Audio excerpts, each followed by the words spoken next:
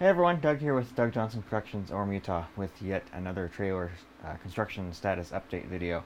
I've had another pretty good week, pretty productive week. I'm able to work on the trailer about 3 to 4 days a week. Not entirely, not all day, but at least enough of the day where I can actually make some progress.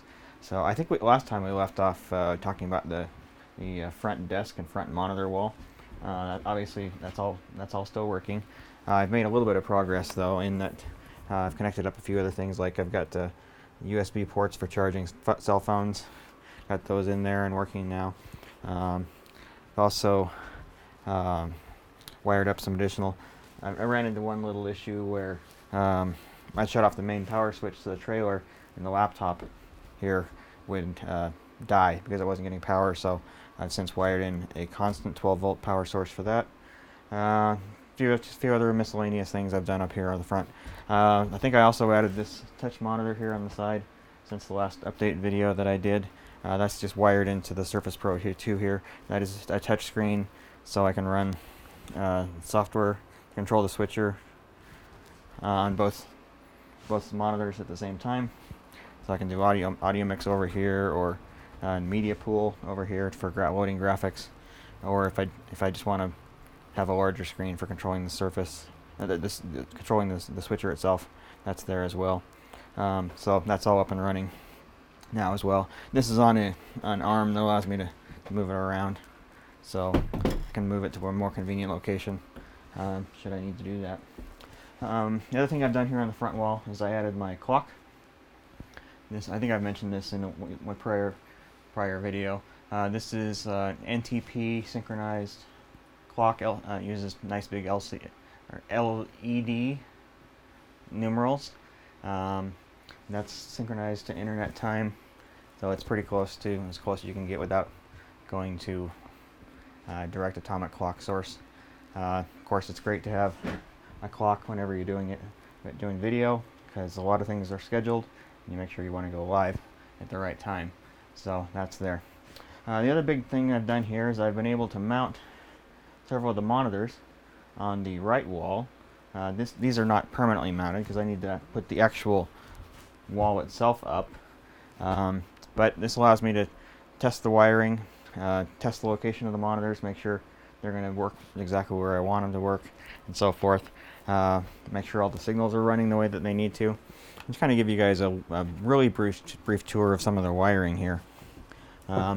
Signal coming in here from an SDI to HDMI converter, and then an additional HDMI just as backup.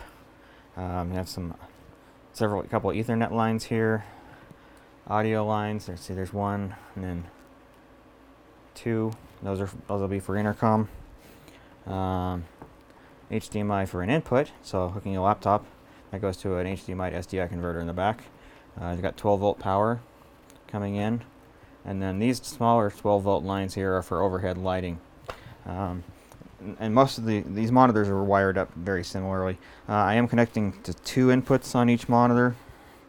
So currently using a DisplayPort input for computers, and then an HDMI port for video running through the converters in the back.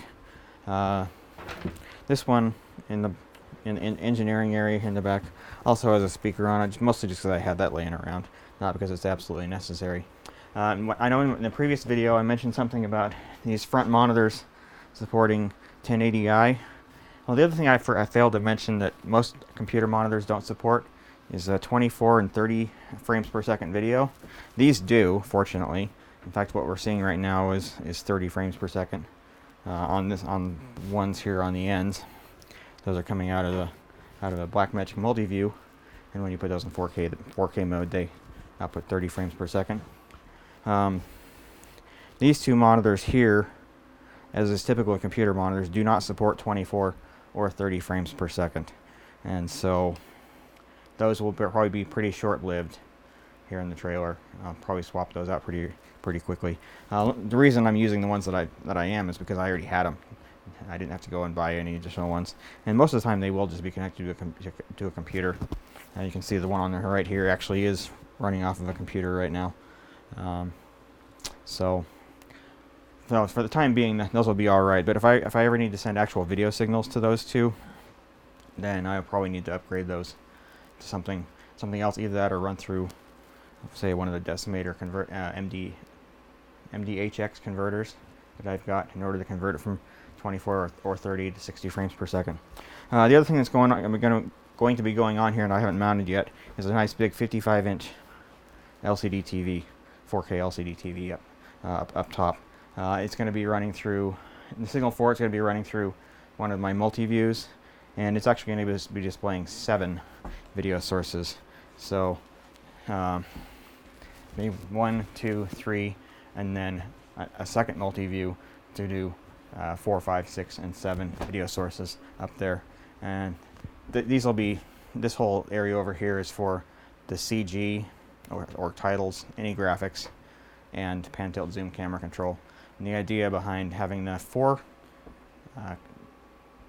video sources inside of the one corner, inside of the corner of the top one, is to display the video for up to 4 pan tilt zoom cameras, so the PTZ operator can view all 4 of those at once. And then the one on the bottom here will be used for their monitoring the software that controls the camera. So it has things like be able to list presets, and it records previews of each of the various presets, what they look like. So that'll be handy for a computer there. On the left here, that's actually going to primarily be run off of a computer. This Ultra Studio 4K that's currently right here is going to be moved underneath the desk on this side, and that will be providing a computer interface for getting video in and out of the rack over here for doing titles and some video playback. But this monitor here will can be used as either the primary or secondary display for the laptop that will be in this position. And up top, all those sources will pretty much be various video sources. Where again, like all the other monitors, I can route pretty much any source that I want to any of those. This monitor here on the end, it actually does. It's a higher end one. It does support 24 and 30 frames per second, so it's likely to stay. This one is not 4K, but because I have it hooked to a Blackmagic mini converter that does convert 4K to HD, I can preview a 4K source on that monitor. Let's see, what else have I done here? I added a Blu-ray player up top there for playback. Again, something I had laying around, so I figured I might as well use it. Added a secondary exhaust vent. I haven't done the wiring on it yet, but the actual vent to the outside is done, and then I did install the fan, so that will just help with circulation. Try and keep this back area cool, and keep fresh air in there. I still have one more exhaust fan to run. I've got one up here. Need to bury it in the wall. Haven't done that yet. But then there's going to be another one on this wall, probably near the top. I haven't cut that hole yet either. But one of the other things I did this week was to create the website that interfaces with one of the GPS trackers in a trailer. So this allows me to see in real time the location of the trailer on a map. So if I ever need to see where it is, like for example, if I was to leave it overnight somewhere or rent it out to somebody, I can see exactly where it is. And that gets updated constantly, so that the information is very fresh. One of the unique things I did on that is it sends me a text message immediately anytime the trailer starts moving. So, for example, if as soon as it leaves the driveway, I get a text message saying trailer's on the move, and then it provides me a link to be able to track the trailer on there in that message. So, generally speaking, the security systems in the trailer are things that I won't be discussing on these videos for pretty obvious reasons, but I thought it might be worth noting that one thing that I've done that's kind of unique. It allows me to see in real time where the trailer is. It's kind of crazy for me to think that I'm as far along at this point as I am, because it still, in a way, feels like I've got a lot left to do. But when I start to check the boxes of everything that I've completed, I'm actually nearing completion of the wiring, which is kind of crazy. I just do still have to do the instant replay booth here, and I have to do the audio booth. an audio booth will have quite a bit of wiring in it, but for the most part, I'm probably about 75% done with the wiring in the trailer at this point, and so that's kind of mind-boggling that I'm not far along, because it certainly doesn't feel like I'm as close to the end as I am. This next week, I will be putting up this side wall. I've got all the wood to do that. I'm just, like I say, I'm doing last-minute testing on all of the wires to make sure that I have all the signals that I need and everything's working the way that it needs, the way that it's supposed to. So once I have all that testing done, I can actually throw up this wall and then more permanently mount the monitors.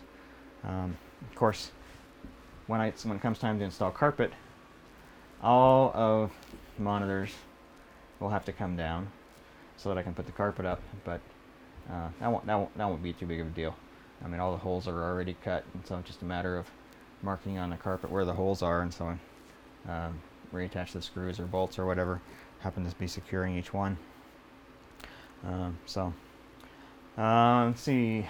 Those are kind of the highlights. I can't think of anything else off the top of my head that I've really accomplished here. It has been a good week, though. I mean, the wiring on this side alone took a couple of days to get that. So mostly because I'm terminating the other ends. So I don't have them even terminated on this end, but the other ends are terminated and hooked into the rack where they need to go. So I've made more progress than you can see visually. But anyway, I think that's kind of a good summary for what I've gotten done this last week.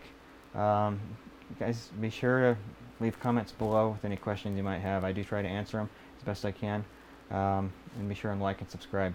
I'm thinking there will probably only be about 3 or 4 more of these videos before the trailer is actually completed.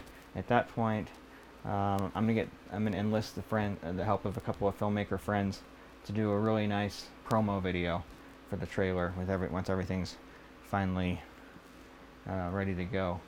But that'll be exciting to be able to show you guys that. I've also mentioned in the comments a couple times that if you happen to be near me, I will be doing at least one open house to demonstrate the trailer, and not just demonstrate, but allow people to actually come in and play with things. So I'll be able to sit down at the switcher and play with things, or grab the joystick and control the pan tilt zoom cameras, or whatever. So I'm hoping I can do that this calendar year. Although I don't want to do it when the weather's too cold, because it's basically going to be an outdoor event. But I'll keep you guys up to date on the channel, and if you happen to be within driving distance, I'd love to have somebody or some of you stop by and check it out. And anyway, so that's where we stand. And again, thanks for watching, and we'll talk to you later.